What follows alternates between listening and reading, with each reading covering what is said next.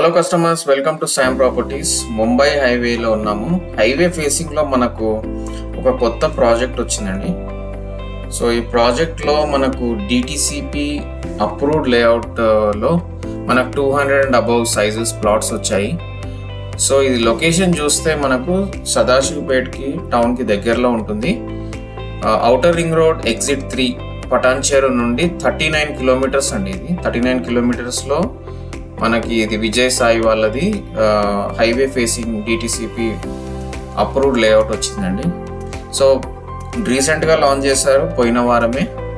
So దీంట్లో మనకు కొన్ని east facing, west facing plots available ఉన్నాయి. లొకేషన్ అయితే బాగుంది. ముంబై హైవే మనందరికి తెలిసిన విషయమే అండి. ఇది హ్యాపెనింగ్ ప్లేస్. ఇది ముంబై హైవేలో ఇన్వెస్ట్ చేస్తే మంచి రిటర్న్స్ ఉంటాయి. లాంగ్ టర్మ్లో కానీ షార్ట్ టర్మ్లో కానీ మంచి రిటర్న్స్ ఎక్స్పెక్ట్ చేయవచ్చు.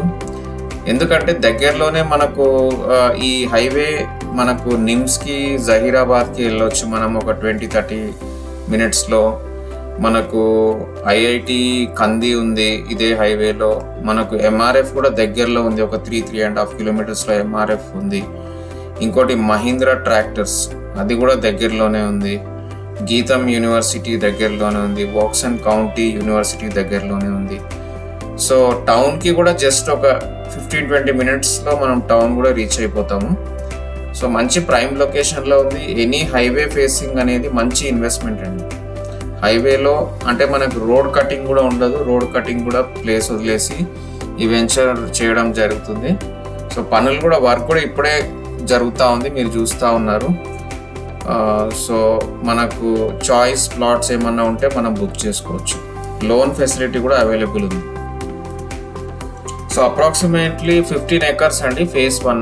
సో ఫేజ్ 1లోనే తీసుకుంటే మన ప్లాట్స్ ముందుంటాయి. ఇంకా ఫ్యూచర్లో ఎక్స్టెన్షన్ అనేది జరుగుతూ ఉంటుందండి. ల్యాండ్ పూలింగ్ ఇదంతా అయినాక ఇంకా ఫేజ్ 1, ఫేజ్ 2 అలా ఎక్స్టెన్షన్ అవుతుంది.